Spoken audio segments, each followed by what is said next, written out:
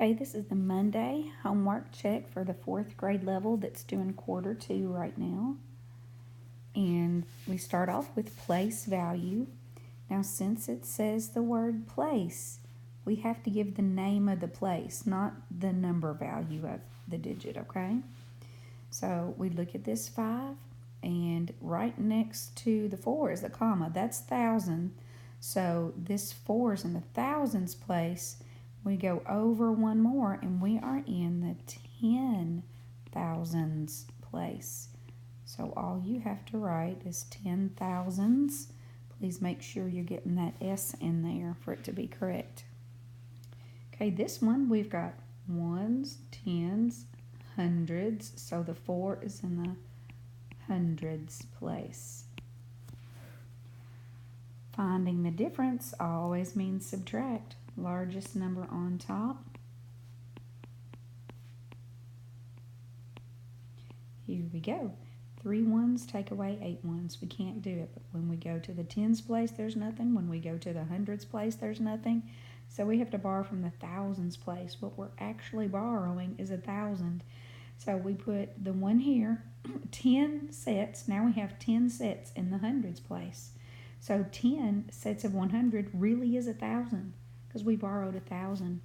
And then we start all over with the 3. 3 still needs help. Goes to the first neighbor in the tens, can't get any help, but goes to the hundreds.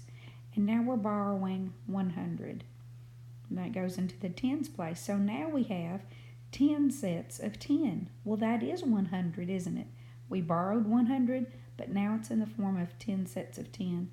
And we'll start all over. 3 still needs help, but this time when he goes to the tens place, he can get some help. And we're borrowing 10. We're adding 10 to the 3 we already had, so now we have 13. 13 minus 8 is 5. 9 minus 8 is 1. 9 minus 5 is 4. Now 2 minus 7, we can't do it. This 2 needs some help, so we borrow from the 10,000s place. 12 minus 7 is 5, and 3 minus 1 is 2. And we go 1, 2, 3, comma, 25,415. Find the quotient. We know dividend divided by the divisor gives us the quotient, which is the answer. So we put our divisor on the outside of our box. We're going to stretch out our dividend. That's our new trick. Takes up less space. We draw our lines right behind the numbers. So part of this is knowing how to draw your box and set it up. So we're making groups of 5. How many groups of 5 can we get if we have 8? Just one group of 5. 1 times 5 is 5. We subtract. The difference is 3. We bring that difference right up next to our next digit. So now we're looking at 33. How many groups of 5 could we get out of 33? And that would be 6, because 6 times 5 is 30. When we subtract, we get 3. Bring our leftovers right up. This time, how many groups of 5 can we get out of 37? We can get 7, because 7 times 5 is 35. When we subtract, we get a difference of 2. And remember, our differences should always be less than our divisor. We know we're on the right track if that's the case. We bring our leftovers up. Now we're looking at 22. How many groups of 5 can we get out of 22? We can get 4, because 4 times 5 is 20. And what we have left here is called the remainder. It's what remains, okay? And so our final answer is right up here. And if we copy it here, we're going to do 1,674 with a remainder of 2. A factory makes 875 chairs every hour. How many chairs will they make in 24 hours?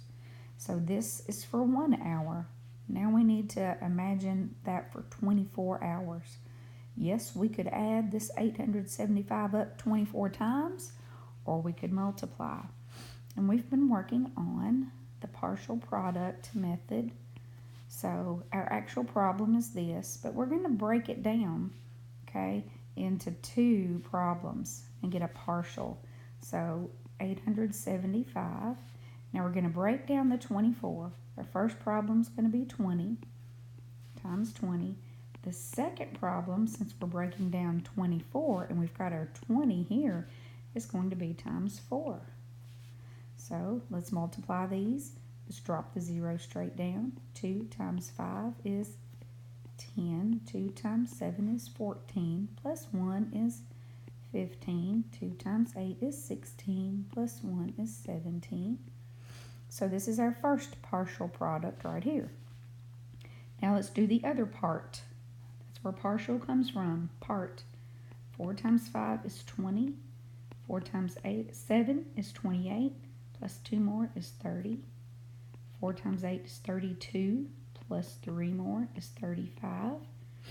3,500. Now we're ready to take these partial products and we're going to need to add them together. So we're going to do that right over here.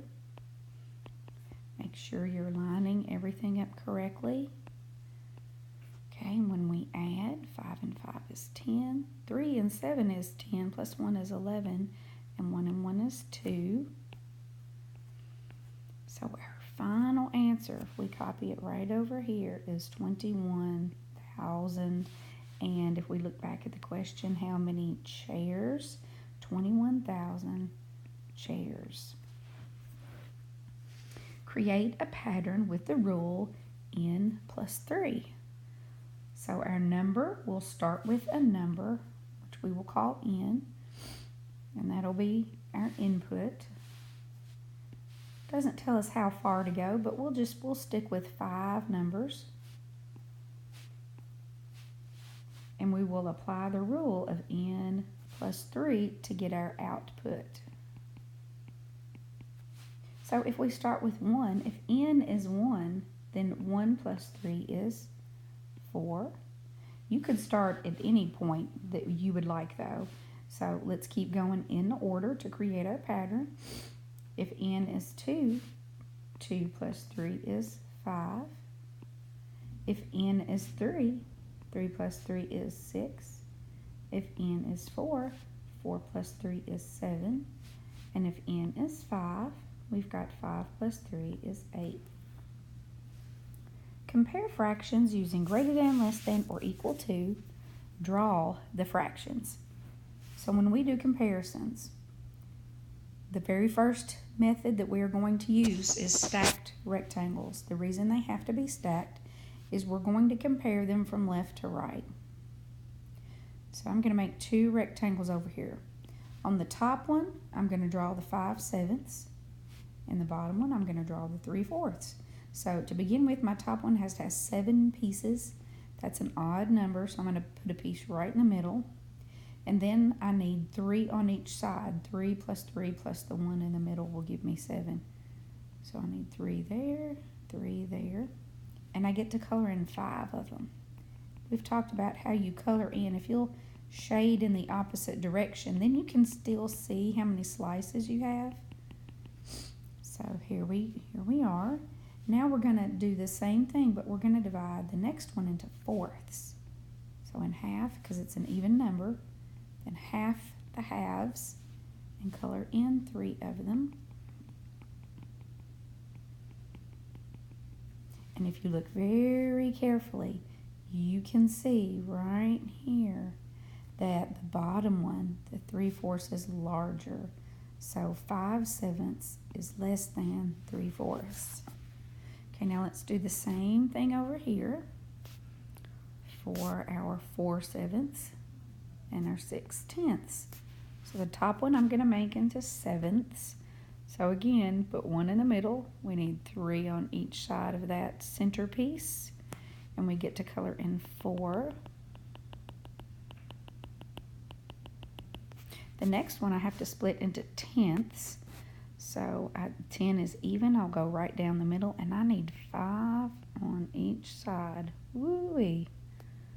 So I do 1 in the middle and 2 on each side there. We get to color in 6. I'm going to kind of dot these 2, 3, 4, 5, 6. And if you look super close, you can tell that the 6/10 is just a little bit bigger. So 4/7 is less than 6/10. Okay, Okay, now we're going to decompose this fraction. We're going to break it apart. The simplest way to split it up is what we've been practicing. It's just to say 1/5 plus 1/5 plus 1/5 equals 3/5. The fifths are the size of the pieces. So we could say pieces. You could say 1 piece plus 1 piece plus 1 piece equals 3 pieces. The fifths are the size. You could do something fancy like 2/5 plus 1/5 equals 3/5. That would be another way to break it apart. You cannot say 0/5 though, like if you wanted to do 3/5 plus 0/5, because technically that's just the 0/5 is 0. There's no such thing as 0/5. All right, the next one, draw a model to represent the mixed number. So we're going to have one whole. We're going to color in one whole. Then on the next one, we're going to do 1/4. So we have to split it into fourths. Remember, we're trying to make equal pieces, and we just get to color one of them. So here in the top, this is a model for one whole and 1/4 of another whole. The bottom, we have 1 5/6. So I get to do one whole. And now I'm going to divide this second circle into 6. 6 is even, so I can go down half. I need 3 on each side, because 3 plus 3 equals 6. Trying my best to do equal pieces, but that's pretty hard. And I get to color in 5 of them. So here's 3 of them. And 2 more. And there we have a model for one whole and 5/6 of another whole. Now finding the difference, we have tenths. And we're going to start off with 8 of them. Okay? So 1, 2, 3, 4, 5, 6, 7, 8. And we're going to take away 3 of the tenths. So we're just going to crisscross them out. Take away 1, 2, 3. Now you can see the part that's left, 1, 2, 3, 4, 5, is 5 tenths. Now if you look very carefully, something I want you to notice, if you're looking at this whole big bar, 5 tenths is the same as 1/2 of that bar, isn't it? So we can say 5 tenths equals 1/2, and we'll do lots of practicing with that later. You'll start to recognize certain fractions that actually mean the same thing as 1/2. They're called equivalent fractions. And that's all for today.